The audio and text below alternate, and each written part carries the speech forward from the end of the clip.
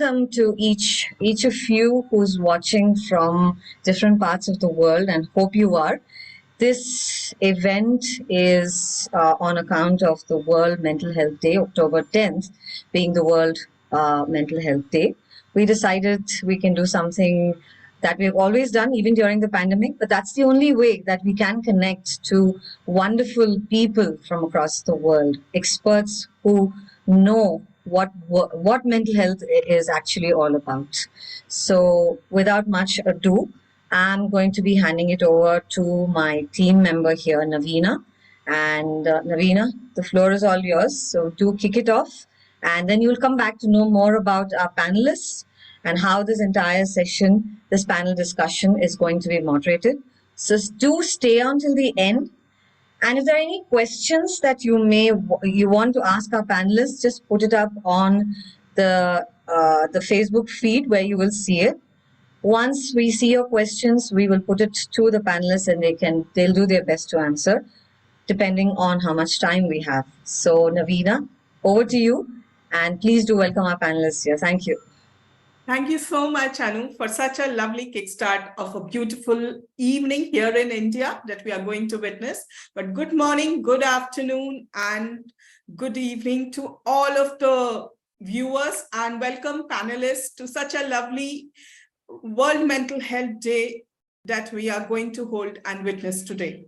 So first, let me introduce our very special and dear Anu, who will be moderating the entire session today. Anu is a mind coach, a singer, and an author. Personally, she has made a tremendous impact on many lives through her brand of coaching, which is unique. I think that's because she has genuine interest in her work, people, and also researched everything from NLP, energy work, art therapy to law of attraction, amongst other conventional practices. She is the recipient of several awards, co-creator of Harmony Circle, a social initiative, member of Quality Circle Forum of India, and a mental health guru at rediff.com. She also is an author and has a wonderful book in her name. Her work has impacted more than 25 plus educational institutions and over a dozen corporate companies already. Her connections to international talent is well known, and the pinnacle of that was the Follow the Sun conference, which was a 24-hour, 51-speaker, 18-country event. She runs a company, Unfear Changemakers, which is focused on mind sculpting work and is bringing together many professionals in the leadership, relationship, performance, and social space for impact. So now I have the privilege to introduce our first panelist for today's evening, and she's none other than Lynn Hope Thomas from UK. Welcome to this panel, Lynn. Let me tell you a little bit about Lynn. Lynn Hope Thomas, an MSc, is a change facilitator, business analyst, international author, and speaker. Driven by her personal challenges with experiencing loss, she has studied with Dr. John DeMartini and is trained to help guide individuals and groups through effective transformations. With a track record in business analysis, program management methodologies, she combines a transformational method to bring results to leaders and their workforce. Her books include her personal breakthrough story, a breakthrough formula in collaboration with 17 women from around the world, and has featured in Secrets to Wealth with Coach Brian Tracy. Welcome, Lynn, again. And over to you, Anu, for the first question for Lynn today. Hi, Lynn, and I hope I have unmuted myself because this is something that we keep. 1 second. Yes. Hi, Lynn. How are you? Lynn, you have to unmute yourself. Yes, you've just. Yeah, thanks. Can you hear me now? Awesome. Loud and clear. Oh, thank you for inviting me to your panel. Yeah, welcome, Lynn. Yes. So I'm just going to quickly kickstart. And the reason why we decided to do this panel discussion was the World Mental, the WHO has said this time the theme is that mental health is, a universal right. But honestly, I don't know. The ground realities in every country is so different, right? I mean, I really don't know if we are able to, if we are doing enough. Are we allowed to do enough? There is no way of knowing that. So on that note, I'd like to ask you this very poignant question. When we look at the Western world, India control. So how would you actually, if you took UK, the country that where you live, if you took that in specific, how does UK rate in the mental health care section? Hi, it's a great question. And I think I probably have a great opportunity in that I work within many different organizations, both public and private. So what I see is that large organizations usually will be offering a lot of support in terms of employee welfare and well-being. So if anyone needs to talk, there's always a number they can ring and find support. And some organizations go further though. Some organizations are actually trying to integrate it within the actual workplace rather than it be a signposted number that you ring and nobody in your office gets to know that maybe you're suffering a mental health issue. And I think that very much is a long way to go in many areas. We've made a start, and a very good start too, but I think the more that we can begin talking quite openly and easily about mental health, the better. So I'll just give you two examples. Currently, I've been fortunate to be working within the government, and they've got very sophisticated support systems in place where people can, for example, they can join Grief Cafe and they get together with hundreds of other co-workers where they can share experiences and talk about that. And I think that's fantastic. But then something I've been involved in recently, which is supporting people who have committed families where they've had children commit suicide, because it's the #1 death reason for children, particularly boys under the age of 35. And I find that outrageous that that can happen in this day and age. So it's a very difficult topic to talk about, and no one likes the word. And it's almost as if you mention that word, somebody's going to get a bad idea and something awful is going to happen. But we do need to begin talking about those things to make it more everyday. It's like somebody said, just like you go to the doctor with a physical illness, you should be able to speak to someone about your mental illness. And it is, as the World Health Organization say, your mental health well-being should be a human right. Thank you so much, Lynn, because I've had independent discussions with each of you, while we were getting this panel discussion going. And I've had similar, inputs from each one of you. But sitting back in India, we always assume the Western world has just got it all. You've got to, hold over it. Because, even with Kunle, who's one of our panelists, right? I mean, we've had innumerable discussions, Nigeria and India we're like third world countries. We're up there, we are developing. But there's so much of taboo, there's so much of stigma around it, right? And I think even with Nazneen ji, we did have those discussions one-on-one, right? And it's not been easy, but knowing that it's very similar, even in the UK, now makes me wonder when WHO comes up with something, it's a big phrase. And then, there's a huge gap between what they seek and how much each one of us can actually live up to that goal. So thank you, Lynn, and we'll come back to you. Thank you for your share. And next we go with Dr. Nazneen Akhter from Bangladesh. So Navina, I'd love for you to introduce Dr. Nazneen, please. Yeah, sure, Anu. Thank you. So let me tell you something about Dr. Nazneen Akhter, who is from Bangladesh. Welcome to this panel.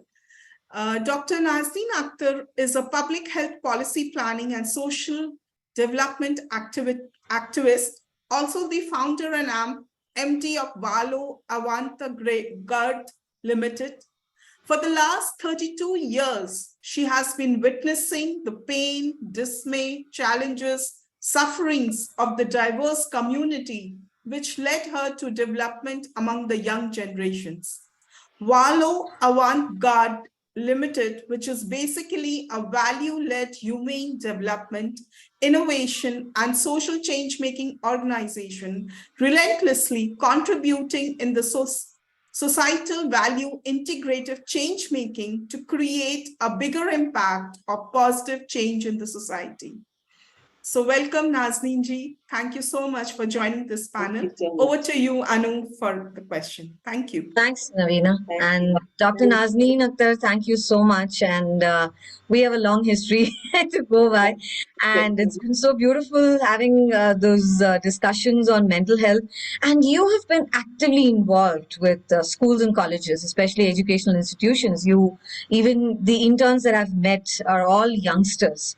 And in this digital age, we do understand how much they need the support, how much a student in a school or a college needs that support.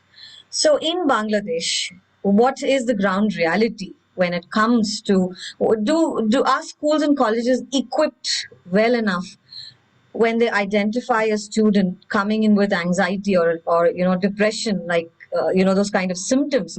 Are they equipped enough to identify? Do they have necessary experts or sitting in the school dealing with this? So how does it go in Bangladesh in specific with schools and colleges? Over to you, Nazneen ji. Thank you, Anuji, and thanks for inviting me to this very important, today is the Mental Health Day. And I just also like to say hello and welcoming everyone who are in the Facebook. I am not there in the Facebook, but whoever in the Facebook from Bangladesh or any other part, India especially, because I'm sure that quite a number of our audience are there in the Facebook, definitely connected. So from my Bangladeshi, warm welcome to every one of you, and we are delighted to be a part of this very important discussion. To me, it doesn't matter how long the experience, but it matters that how we care about this issue. That's very important, because the mental health issue is something which is not a doctor's issue, not a typical public health, not a social. It is basically issue of a mind, that you feel the mind, you understand the mind, you value the importance of the mind to be healthy. So that is very important to me. So not the length of my work, rather than how I feel about the people. So coming to the definite question that Anuji, you asked me, which is more linked to the academic arena. So fact is, when we go for searching to the data, the data always tells some of the figure and facts, but not all regarding the mental, because the mental health issue is definitely a long stigma issue, and it is very much kind of a discriminated issue. It is not hidden issue, very issue of pain in silence, something like that. So many kind of hidden realities there. So it's never been surfaced so much. So whatever, but still we see, if we look into the data, like Ms. Springer, ResearchGate, wherever I just scroll down and try to see the data, the percentage of mental health, which is visible figure, is quite remarkable, definitely, because it ranges from 30 to 35, officially saying from the very quality kind of research. Okay, and when it comes to the adolescent young who are 9th grade, then it crossed to 47%. But it's the official data. You can imagine this data is half of the reflection. It's basically a surface problem. It's not the real underneath problem is there. So we can just really see the tip of the iceberg data over here. So, but coming to this kind of fact, and when I just saw the recent data of one of the studies which has been done regarding internet related kind of mental like anxiety or whatever, which is definitely related to internet or the digitalization. That comes to 87%. Can you imagine? So the mental health issue is an issue which is from the children to the adult to everyone. But when it comes to the children, particularly, it gets because they cannot communicate. If it's school children, it's quite tough because I'm sure Bangladesh and India, similar kind of country, who are quite socio-economically quite attached, and our feelings, our kind of livelihood, our living style, our culture is so much kind of like aligned with each other. So the same story is there, I'm sure, in India too, because children of the private school are a little privileged sometimes if it is internationally linked, or if it is a very kind of a high snob private school. They have the kind of like affordability, they have the capability to afford a counselor. So at least children have some breathing place to go.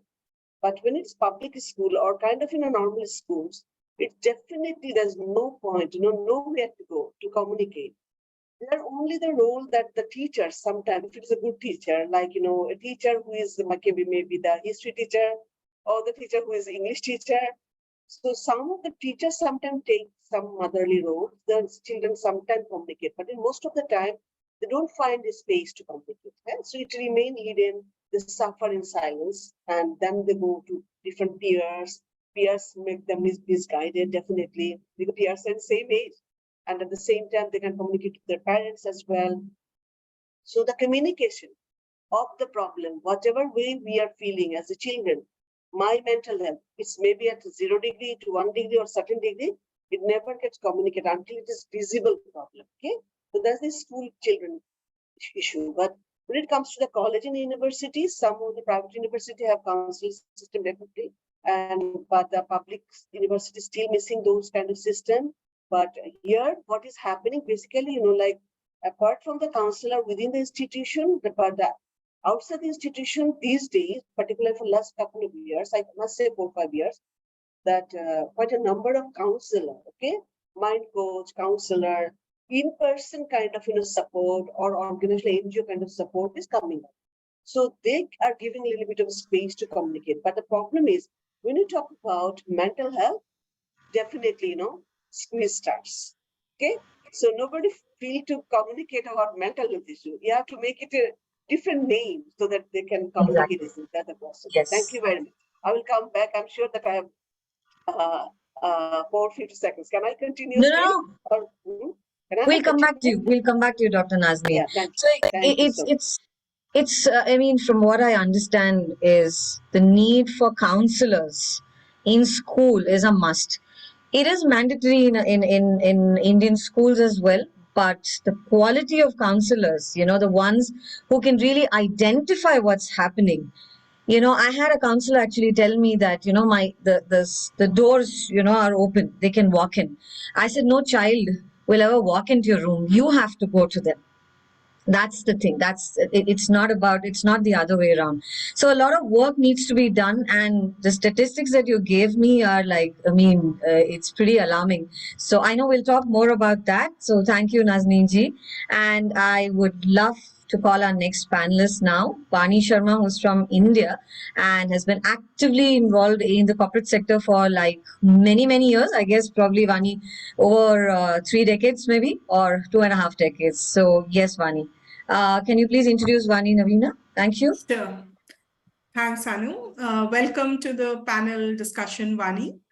So let me tell you a little bit about Vani. Vani joined DataCore in December 2019 as Center Head and VP Products for the Bengaluru, India site, which she established as day one employee and has grown to a center of excellence for more than 10 functions today.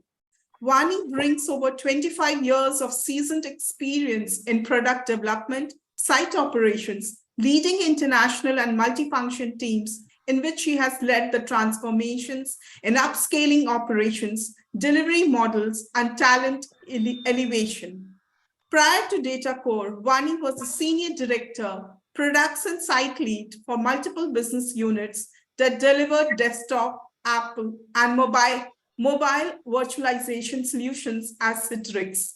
Vani has a Bachelor of Technology in Electronics Engineering and has certified extensively in leadership in India and abroad, including the Design Thinking Bootcamp at Stanford. Welcome, Vani, to this panel discussion. Over to you, Anu, for taking the Thanks, question Naveena. with us. Thank you so much. Thank you. Yes. Hi, Vani.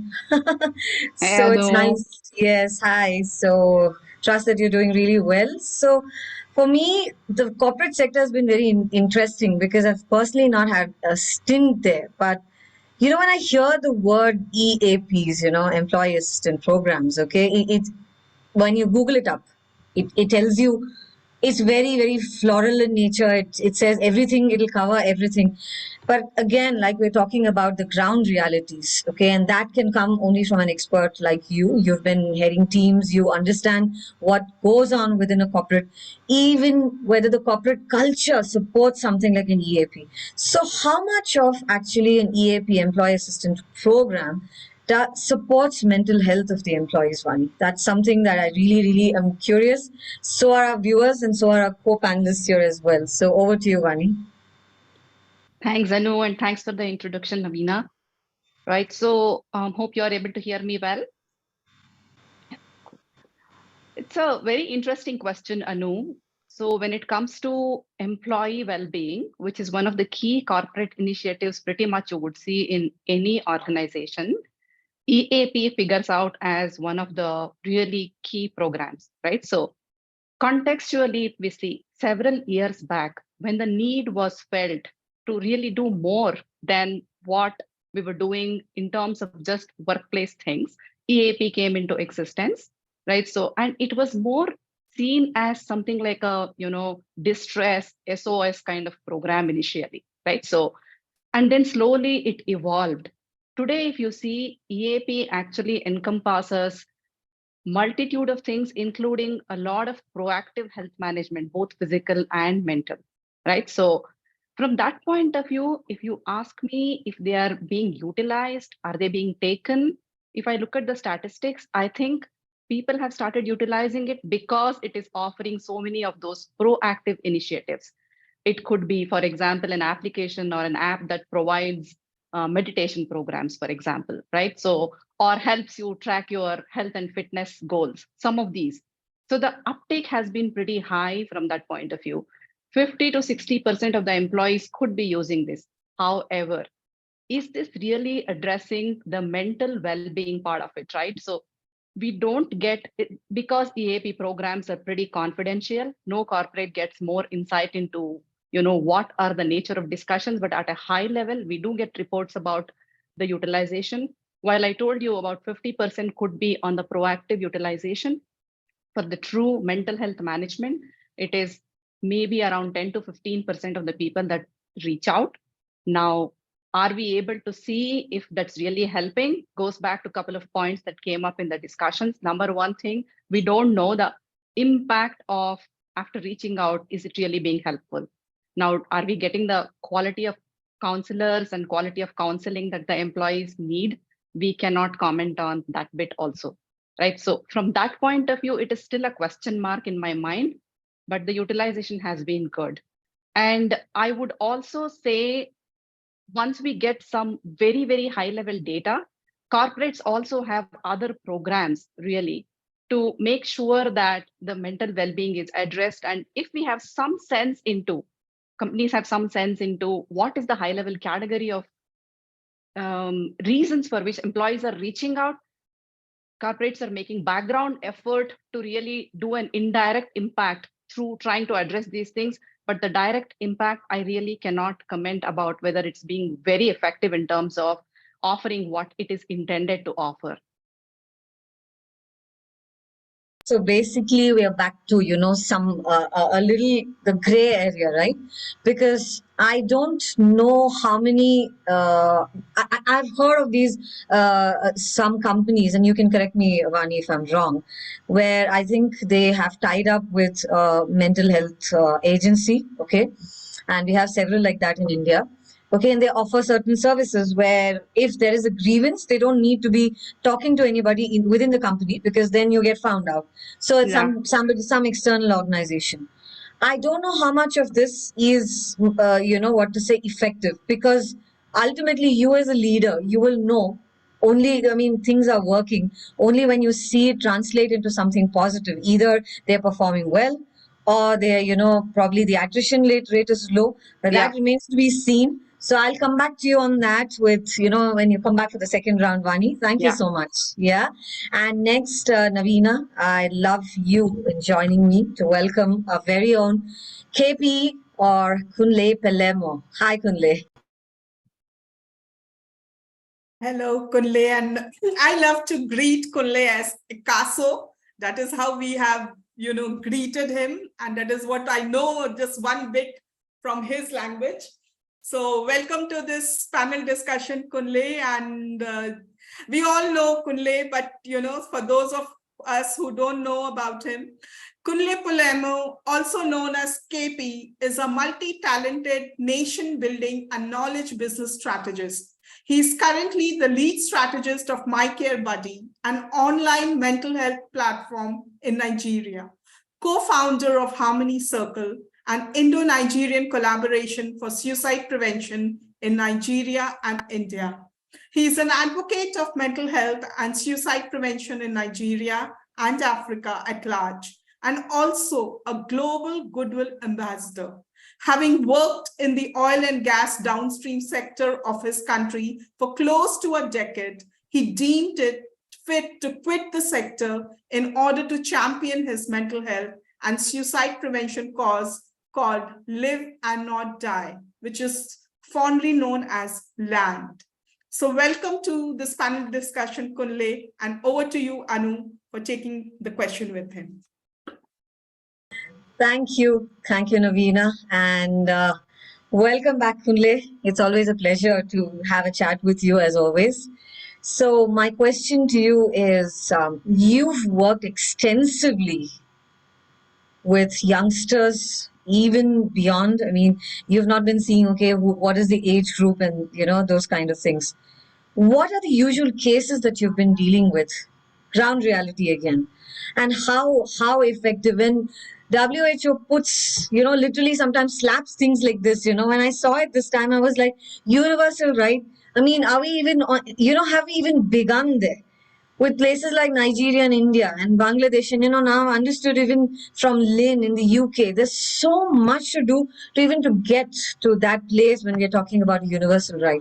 So what are the usual cases that you've been dealing with, Kunle, when we talk about, is it anxiety, is it suicide, is it depression, is it panic, especially after the pandemic? We have been, as mental health experts, we've been dealing with a variety of cases. So what's that one thing that's been happening in your part of the world, Kunle?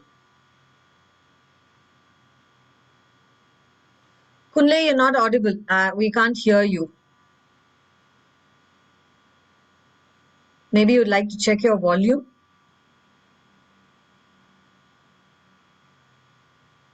No. Maybe you can just increase your volume or something.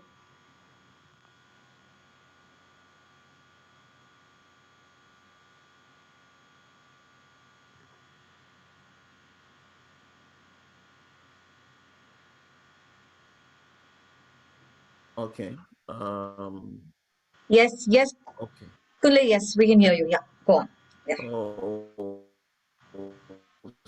so sorry about that. Yeah. Thank you, Anu, for this great opportunity. And Navina, thank you for the introduction. Very, very wonderful. I really appreciate that. The question, very valid question that speaks about what are those issues that we face in this part of the world that I am. Due to a lot of interactions that I have had with people over the past few years, close to 6-7 years that I've been working in the mental health space now, there are common issues. And this is not far-fetched from the fact that we are in a climate whereby we have so many economic issues. We call it social economic distress. And it had pushed people to that point called the breaking point, whereby a whole lot of people cannot meet their financial needs, they cannot pay their bills, and it creates a lot of psychological problems for them. It creates emotional problems for them in one way or the other. And how do all these things now play out in the lives of a common or an average Nigerian or an African man? And this is also common to everyone way or the other. Number one is the word depression. A whole lot of people are depressed in this part of the world, and some of them have not even come to terms with that word, just because they feel it's too big a word. To them, it's like when you mention that word, they would, I mean, in my country, they would do hand like this. So that's such a way of saying I reject something like that. It can't be me, because they feel depression is meant for a certain set of people, and it had really compounded the solution to the problem, because you must first admit that there's a problem before you can solve that problem. So issues like depression, issues like anxiety, when apprehension that you get about something that had not even happened. So when people are agitating, what will tomorrow hold? What am I going to, what's going to become of me tomorrow? Most especially because of economic instability, political instability. You don't know what next the policy that will spring forth tomorrow will be.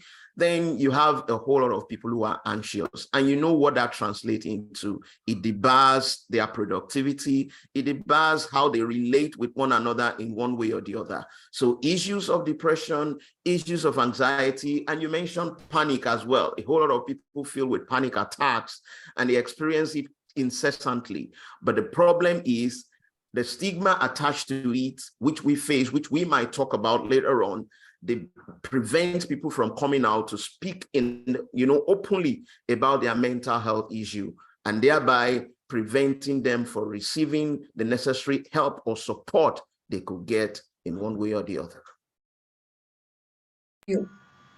Thank you, Kunle. Thank you so much, because you brought about a very interesting point. It's about depression and anxiety happens with the neighbor. It doesn't touch us. That's how we have been conditioned. That's how we have been talking about it. And thank you, Kunle, for that. I think Kunle's internet is slightly down. So I'm going to go with the next question and hear the next question. Thanks, Kunle. I was just summing up what you said very beautifully. Thank you. And the next question, Lynn, we come back to you. Okay, yeah. As you noticed, Vani, she was talking about the corporate world, and that's where you've had a fair amount of experience as well. So when she was talking about the employee assistance programs and, stuff built around that, where there is a fair chance for an employee to actually take their grievances, go there, and get it sorted out. So how is it in the corporate world when we are talking about UK? How does the corporate world, what kind of responsibility falls on them, and how do they execute that responsibility to make sure that they're covering the mental health of its employees? Over to you, Lynn. Thank you for the question. I think it all depends on how much they monitor the use of those systems. Like, in order to be able, like, personally, this is just my gut feel, it's almost like at the top, they want to know they've got the program in place, they can tick the box, and they're just box ticking. The reality of it is you need to properly ask the right questions and monitor the figures and the statistics to see what is actually happening and to get the feedback from people. What I can say in like, say, my current experience of some of the programs that I've they cover a wide spectrum, so there is great opportunity for people, and they do a lot of positive things, like, they'll arrange runs, raise money for charities, and you can see that people are able to input something. So if something's affected them in their life, and then they can join a group and support it and help others, that gives employees a great sense of satisfaction. And I think that then rubs off in the workplace, and they feel proud of it. but the outer edge stuff, which is, I think, probably what Kunle's hit upon, the reasons for suicide and depression, is very much about being able to get people to talk openly. And whilst people view UK as being like, as if everything's okay here in the UK, it certainly isn't, and I don't think it's any different to any other country. For example, if you look at, maybe slightly off topic, but if you look at what's happening with Meghan and Harry and the absolute bullying that they get, but that's okay. And these people who talk about it, I think you want to hear yourselves speak, because the very things that you portray yourself to say is important, like people's mental health, they're openly, publicly bullying people. So there are a lot of contrasting things out there, and I just think the more we can try and encourage collaboration, and the more we can keep talking about it and keep these topics live, then that helps to bring about the changes that we would desire. This is so real.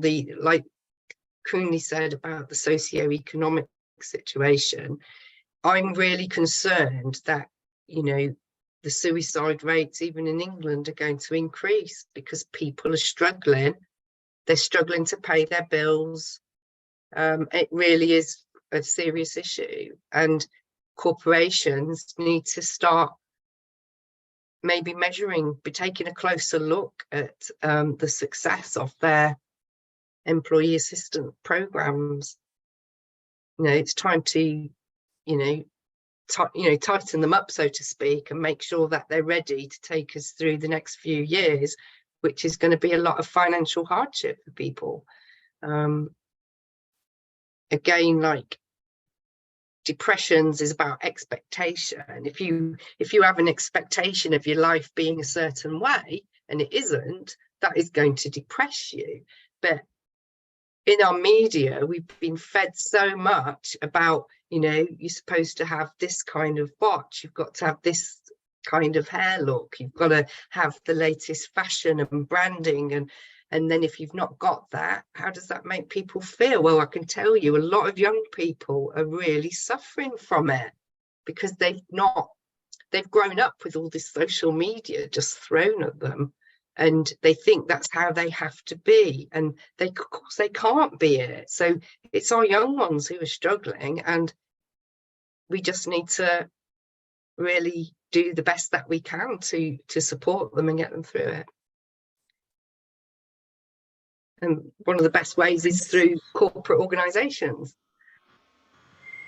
I guess, yes. And then those CSR initiatives, right? The corporate social responsibility. We don't know how much of this works. And I'm just trying to even correlate with what Vani also was saying, right? Everything looks beautiful on paper.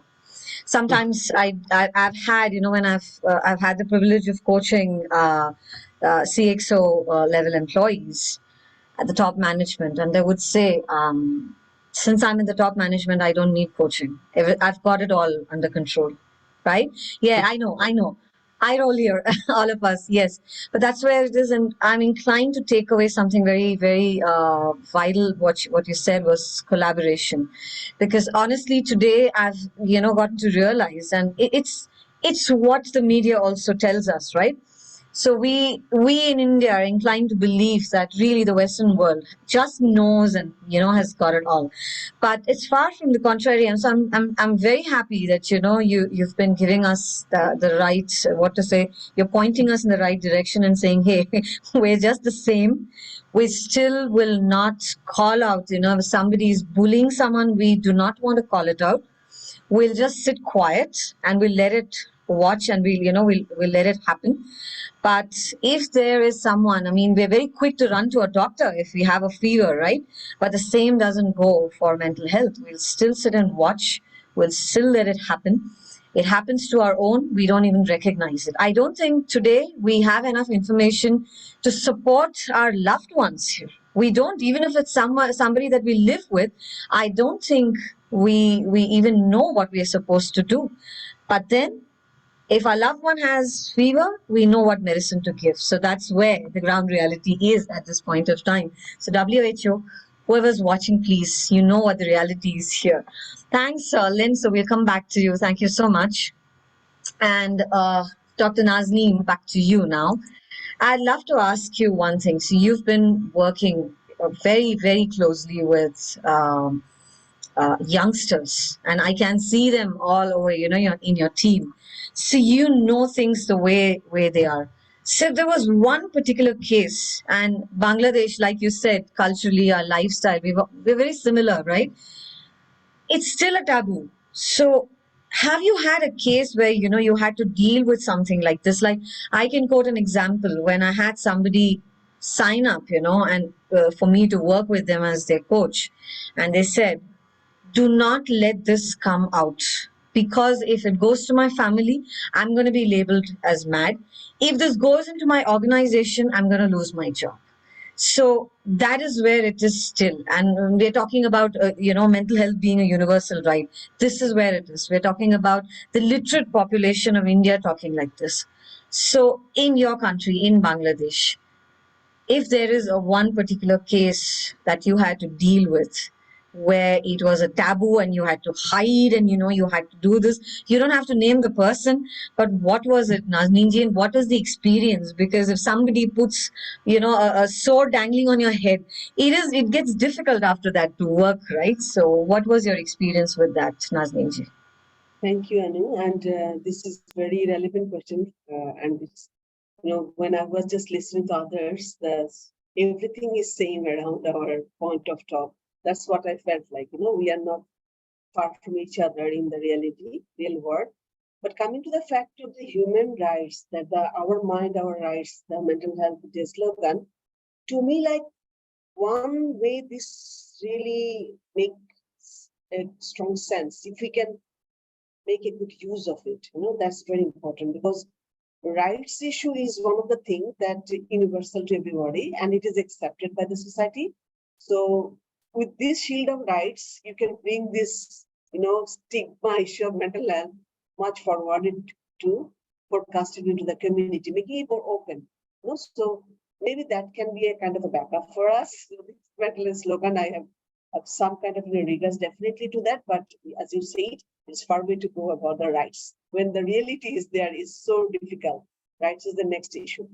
Coming to the fact, like, there are many more cases where I had to handle and I had to witness.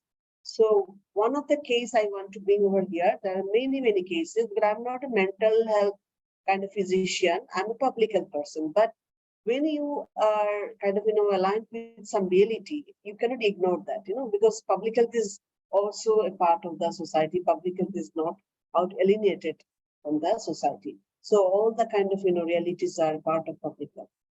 So I remember one of my students long back when I was teaching the student, she was a university student, definitely, but her parents had got a very difficult fight, it's like they are going to have divorce. And that longer time they had a toxic relationship, and then they were about to get divorced. And the final day was like, there's a date set by both the kind of, legal counselor. And the girl was doing very bad for repeatedly in her course. Okay, so one day as a faculty, I just brought her and I start talking to her, just giving a little bit of space for opening herself. And then, like, out of the grade is not was her talk. She started communicating in a different way, that, that what I'm feeling, what is my kind of ability for last couple of years, I'm facing this. But now the sad part is that it is going to be ended, which is not my expectation. I thought that it will be continuing still. I will have parents, but it's going to be ended, like, in a couple of days next week. And that pain I can't take. And she was so down. You can't imagine, like, she took more than 45 minutes continuously. She was crying. I could make her, like, her flow of water is continuously flowing. I just, give one tissue after one tissue. It was so kind of, like difficult to handle, but definitely I gave her time. Then afterwards, I told her to come another day for particular to come another day to my group. And I had a repetitive session with her. And one point in time, I told her to bring at least her mother with me to talk about. So then she brought her mother, and what I have done basically, frankly speaking, nothing, like giving her a little bit of woman energy, like life is not, it's like fine, relationship is good. If you have parents, fine. But if it is a kind of toxic parents, better to have some kind of relief for your mother, for your father, for yourself. Find a new world, explore a new world by yourself. So that kind of mental energy, I had to communicate with herself in a different way. I had to communicate with her mother in a different way. But what I could really make a little of the change, positive change in her mind, that the next couple of, like weeks when she started coming to the class again, I saw her little kind of fresh. Okay. So I thought that, okay, even definitely after the divorce, because next week it was that date of divorce, maybe they had got divorced, but still she had got some confidence in herself and she decided to stay with her mother. So that basically was one of the case I had to handle. But coming to the children cases, I have quite a number of children cases I had to handle in my life, but those are far more even difficult. Those are far more difficult because when it's a young, like an adult, then communication makes a lot of sense. But when it's children, you have to make a communication to get to their level, and make them understand, make them feel. That needs a special skill, counsel. It's not our job to do, basically. Thank you very much. Thank you, Nazneen ji. Thank you so much. And what I could see from the wonderful work that you've done with this client of yours, the people, is I could hear a lot of empathy and compassion. I think that is something that needs to be a part of each one of us. It is actually, it's just that we're so caught up in our own lives to even realize that another human being at that moment, we don't even know what he or she is going through, but it's just that empathy, just that compassion could really set them back even. Yes, so that's something that you've done. So thank you so much for the wonderful work that you do. Thank you. Yes, so over to you, Vani. So Vani, what I'd like to actually, Lynn and you have been, kind of, it's a nice ping pong actually from, she's giving sharing things from her part of the world. So being a woman leader, okay, and we constantly, I'm sure you have a lot of women reporting to you as well, right? So do you see any challenges? And in India, and I'm sure it's the same in Bangladesh as well. I don't know, Lynn, so, and Kunle, you could also, just attest to it. How often do you see women employees actually coming down with mental health challenges? Because they not only come and work in the, it's not just the workplace. They've got a family back home, or they've got something back home going on, right? There is something. So we've got a pool of things to take care of. So it's been noted, and I was having a very interesting discussion with a gentleman from the corporate sector last week, and he said, I see this happen more with women employees because the men let off their steam with, I think I'm allowed to say, there's no Navina, don't kill me. Either they go out for a drink or they're smoking. Not to say that it's very gender biased here. Okay, I'm not stereotyping the men, but that's what he said from his experience. So how often do you see women employees, they may not come to you, but in your, when you observe, are they under any kind of stress, duress? And what would you as a woman leader, what would you like to do about it? If there's something that you'd like to change about this, that it becomes more approachable. Yes, Vani, thank you. Thanks for that question, Anu. While we could start with women employees, maybe in some sense it's applicable across as a corporate, practice also. So let's come back to women employees specifically, right? So do they reach out and express the difficulties about, or the mental challenges about being able to balance, manage too many aspects of life? Maybe at times, not always.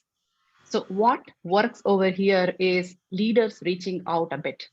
right? So the first thing that leaders can do is to talk to their employees, spend the time and talk. Talk is the one that's going to really help. And oftentimes that's what people need, right? So if they're able to express freely with confidence, with the, I would say, no fear of judgment, being able to express what's happening with them, right? So what kind of help would really benefit them, right? So that forum is going to be extremely, extremely beneficial.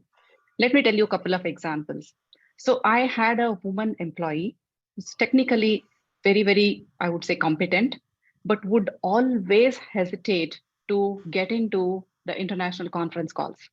We needed her help and support, but she would just give reasons like, maybe I can't speak because the area that I live in has a lot of noise, I can't come into the calls, some of these, right? So, and I had to sit with her and then go over some of the discussions about what is the real challenge. And when she just felt that comfort and confidence to open up, then she just shared the information that, first of all, staying in office for late hours is not a choice because she has young children. And back home, once she gets back home and getting into the conference calls, which is work, is not seen or encouraged by the family, right? So that was the real reason, but she was just trying to put it across on the environment and other things. So we had to talk it out a little bit on what can be done in these situations, what has helped others, how could she really kind of engage in good discussions with the family to seek that support, right? So, and it turned around. In a month's time, I could see that she was able to get into the calls, was able to participate, contribute like anybody else, right? So this is one of the examples. The other ones, it comes across as sometimes basically aggressive communication because the direct expression is, there is no forum for that. So again, reach out and talk. So when we are able to spend that time one-to-one with women employees and talk with them, right? So the real difficulties come over a period of time, maybe not in the very first meeting, but just have a cadence and speak. They tend to develop comfort and share what is happening. It has been really helpful in terms of even doing some of the exceptional facilitation so that they're able to balance the work expectations and also not get into the kind of stress of leading the overall life in a well-balanced manner. So this is one aspect of it, right? So, and the second thing is also, Anu, is about training the employees. Going back to your point about corporate CXO level leaders who think they are know-it-all and they don't need any coaching, right? So training is a very important aspect of corporate, I would say, anything to do with corporate performance or well-being whatsoever, right? So if we are able to pay a little bit of attention to training and identify what could help at a corporate level, at a company level, at individual level, it's very different for each one of them, so that they are able to perform at their workplace without much stress. That in itself could be a big value addition that the corporates can add back to them, right? So in turn, it really benefits mental well-being, right? So if you talk about employee happiness, usually we talk about customer happiness, and that's very, very typical of primary initiatives of corporates. But we had in one of the companies, we were supposed to actually publish leadership blogs. So that time, this topic struck me, saying, why can't I really take a look at what it means to really create happiness for our employees? And I had seen, fortunately, have worked with very, very happy teams, which are like productive, performant, and happy. All these things, trust me, go hand in hand. When they're happy, they're able to perform. When they're performing, they're happy, right? So, and I was able to actually call out some of the traits of happy teams and what it takes to really get the teams to that level. Received extremely, extremely good feedback from the corporate sector. So I started realizing that this is a key aspect, and wherever I am running teams and COEs today, this has been one of the primary goals of the COE, which calls about workplace happiness, right? So, and a lot of times I do hear some cynical remarks about you can't keep people happy. Each person has different parameter for their happiness. But end of the day, happiness comes back to, are you able to get up and come to your workplace without any stress in your mind that I have good colleagues, I have good support system, there is, good environment, and I can walk in here and handle any challenge. That's what is basic definition of happiness for me, right? So reaching out and talking helps. Thanks, That's Vani. my Yes. observation. Thank you so much, because this is what you're sharing, first-hand experience and talking, and also I would like to add, and I'm sure you will also agree with me, is about lending that patient ear. It goes a long way, and it's not just with women employees, like you yourself said, right? Yeah. It goes with men employees as well. Everybody does have a challenge at different points of time in their life, and a happy employee is someone who's also got his or her person life in that sense also, has supported him or her in a wonderful way, that they can bring that best version of themselves back into work. And this goes back, it's like, Yeah. again, it's a beautiful momentum. So I like it when you said that, happiness blogs, if I got that right. And so I'm sure there's a lot under your leadership that's going to change for DataCore. So I really hope that, the wonderful women and men who report to you know that they're in good hands. So thank you, Vani, for that. Thanks, Now Anu. to the only gentleman here. Okay, here, Kunle, there you are. Right. So I'd like to know, what is the government of Nigeria like in India? It's like the budget for health may be this, but when it comes to mental health, it's like this. And then you divide it amongst the numerous states that we have in India. I don't know what's going to come to us. So there are people like you, me, Nazneen ji, Lynn, Vani. I mean, all of us are vying for that same pie, okay, which is no longer a pie anymore. So we don't know. So many of us put in our money, we try and get in sponsors, those kind of things. So how kind is the government of Nigeria when it comes to, supporting mental health care for the citizens of Nigeria? Thank you so much. If you spoke about India, I think you definitely will be a little bit gentle on the government over there when it comes to what is obtainable here. What we have in the health sector here is so minute. I think it's 5% of the total health budget. And then what we have for mental health is absolutely infinitesimal. So that shows you how well we value mental health. Although there is a rise in the attention and the awareness mental health is getting based on what I call enthusiastic advocacy, through people like myself and a couple of different organizations who are trying as much as possible to put it on the table of government, that this is something that is pivotal to our existence. There is no health without mental health. Now, prior to this time, what is obtainable as like a law backing mental health in my country is what is called the Lunacy Act of 1914 and was amended in 1958. I mean, look at drastic movements the world had experienced between 1914 or 1958 as amended till now. So that shows swept under the carpet, whereby the mental health of people do not get like prioritized, and then people do not even have like access to mental health care or access to support in one way or the other. But in November last year, my organization, one of the organizations I am a senior partner in, we got a call from the top officials in the federal capital that we should be part of a policy making concerning the mental health bill, a new mental health bill. And we were glad to be part of that.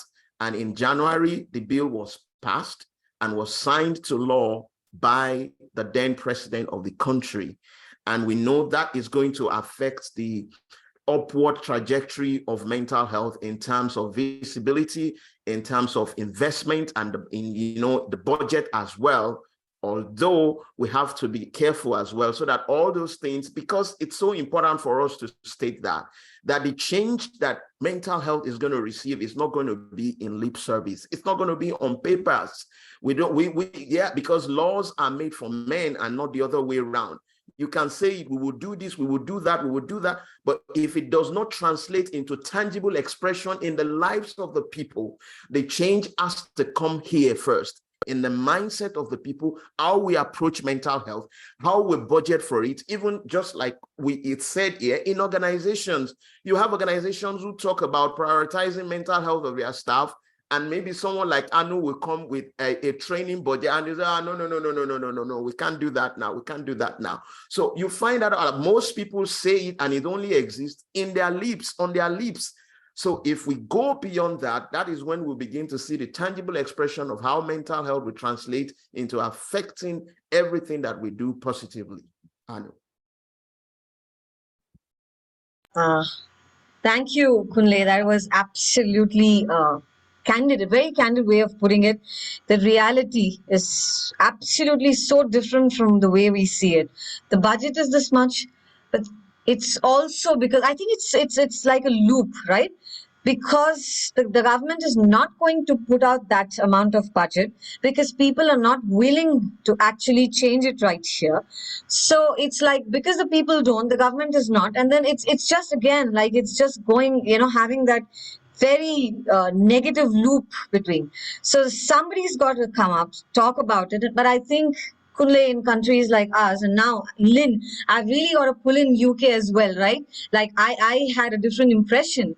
I guess we are talking about each of us in our own worlds, what we are doing, okay? And I had someone just a couple of weeks back saying, what is wrong with you? Why would you keep screaming about mental health when nobody cares? I say, I care. That's most important for me, that I care. Let it start from me. And I think it's going to create that ripples. Today, here we are talking about it. I don't know how many people are going to watch this, but it will reach somebody. Today, it's somebody in Nigeria is watching, somebody in India is watching, someone in Bangladesh, someone in UK, and wherever else they're watching. It will reach the people that it has to reach. And hopefully, our governments cognize that they cannot pass off this amount of minuscule budget and expect the world. And then they expect them to go back into offices or schools or colleges or wherever they're working and give their best shot. Those motivational speeches, right? And saying, oh, you've got to show up. You've got to be the best version of yourself. How? When we are caught up in our own mind and there's nobody to even understand. Are you grieving? Are you under duress? Is somebody actually sexually harassing you? Are you under any emotional duress? No one to stand up and ask you that question and saying, hey, I'm here for you, right? So that's where we are. So thanks, Kunle, for putting it very candidly. Thank you so much. And I know we kind of overshot, but I would put a very common question to each one of you, and I'd like Lynn to actually go first and tell us one message that you want to get out to people. How would you inspire them to actually take on this cause of mental health? Because it is becoming, that's going to become our next pandemic. Because like we heard the statistics, India is not very great. I don't want to speak about the statistics because they don't let me sleep at night. We are dealing with alarming rates of depression. We are dealing with amazing amount. And I say amazing because in India, there are the suicides that will be reported. Attempted suicides completely go unnoticed. It's like, you know what? It never happened. I'm just going to be a horse on blinders. Let's not even talk about it. So that's where we are. So what's that message that you want to get across to people that will inspire them either to take charge or at least help someone take charge? Over to you, Lynn. And that question goes out, after Lynn. Nazneen ji, you can take it over, and then Vani, and then, of course, Kunle. Yes, go ahead, Lynn. It's a very good question. I think I'd be giving out the message that healthy minds means healthy society, healthy country, healthy world. And the way that I try to inspire is, thank you for inviting me to this, is to walk my talk and to remind people, if I'm in a meeting, wherever I am, try to bring the unconscious conscious. Have you thought how this might impact that person who may be struggling? Just keep it live, keep it in the forefront of your mind and inspire people that way. Thank you. Thanks, Lynn. Thank you. Thank you so much for being part of this. And I know that we have a beautiful, story to sometime tell how we met. But it's so wonderful to see the amazing work that you're continuing to do. I've had the privilege of having a one-on-one conversation many occasions with you. So I know you're about to do even more amazing work. So all the best to you. Yes, Nazneen ji, I'd like to hear from you. Yeah, thank you very much, Anu. That's, like if I communicate in one line, it's quite difficult, but still, comes from my kind of a heart, the way I feel it about that. Forget about the terminology of mental health. I just want to put a different term on it, and we started already from VAALO Limited. There's the mind powering. So we say that, we empower the women, we empower people. So it's a mind power, something which has no stigma, nothing related, but it's a kind of a mind power word. And it gives a lot of space for the people to come into. So what we are going to start from VAALO, we are going to have a regular session, mind power session, and having this kind of an online drop-by session where you are going to invite Anu as a part of energy. Definitely all our speaker, I will request you to be a part of drop-by in our mind power kind of, drop-by session.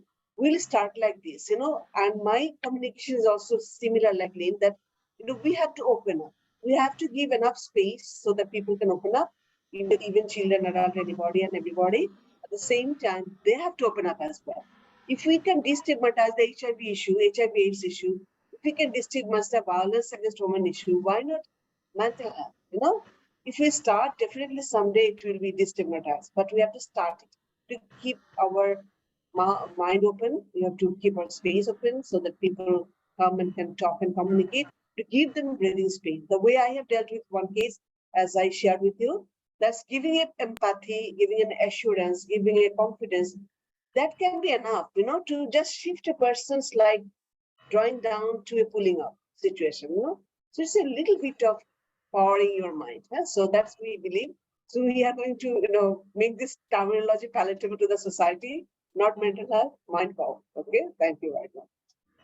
Thank you, Dr. Nazneen Akhter. It's beautiful because your thoughts echo with me. We just had an event on Saturday, and that was about mind, body, and music, and it was about giving a positive spin-off on mental health. Right? It doesn't have to be depressing, even as we keep working. Yes, we do see a lot of cases of depression, but we can change the narrative, make it positive so that people are willing to open up and don't see it as a stigma in our society, and that's the only way. So I like the word mind power, because harnessing the power of that mind is going to go a long way. So more power to you, Dr. Nazneen, for the amazing work, and thank you for always making me a part of anything that you do. Thank you so much.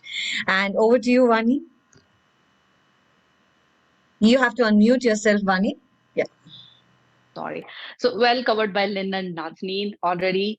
If I would like to really pass on one message, it's about becoming aware that mental health is really a key part of overall well-being of an individual. It's not just to do with physical health parameters, right? So create that awareness in self and also spread the awareness in others. And when you tend to notice a little bit of, I would say, mental health challenges, it could be at any degree, very simple, simplistic degree to various levels. Withhold the judgment. If possible, try to really offer help and support and guidance. This is all is required from every individual. Conscious mind to really create awareness and then act on it when possible. Thank you, Vani. Thank you so much. And Kunle, in your own candid and very, very explosive style, we'd like to hear what is that one inspiring message that you would like to give our viewers and even us. Thank you. Thank you so much, Anu. Wow. Now, for everyone who is watching right now live and those who watch this subsequently, I have a word for you. Now, just imagine a global corporation, and yes, I will mention name. Maybe we might not know. Subsequently, they might, tend to sponsor Anu's program based on the fact that mental health is something paramount. A global corporation such as Nike or Coca-Cola have you signed you as an ambassador, how proud would you be? And how proud would you be to flaunt their brand? You wear the t-shirts, you put on the cap, and then you put a post up about it, and you also make so many posts about it, and it will be part of your introduction as well. Now, imagine something as universal as mental health. It affects every single person. And that is why I am challenging you today, right now, that you are an ambassador of mental health. Now, you might ask me the question, who signed me? Because you might be thinking, yeah, someone who is signed by Coca-Cola will be offered money to do such things. Your health is paramount to you. You signed yourself. So go ahead and put it up on your profile that you are a mental health ambassador today, and put up t-shirts that will resonate that you are a mental health ambassador. That is my word for you today, to make you take personal responsibility about your mental health, and then you flaunt that message all over the world. Thank you. Thank you so much, Kunle. Yes, it is each one, our responsibility to take care of ourselves. When we talk about physical health, we hit the gym, we eat right, we've got everything right down to the calorie. We realize how much we need, how much we are burning. Everything is recorded on a smartwatch. But when it comes to mental health, why is it not a personal responsibility? Why is it that we are not able to actually stand up for ourselves and say, hey, I'm going to step up and take charge of myself, right?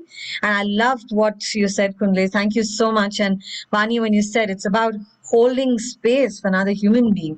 And with Nazneen ji, when you were talking about, it's about that empathy. It's just about listening to another person, right? How are they going to open up? And I think it's the same thing with ourselves.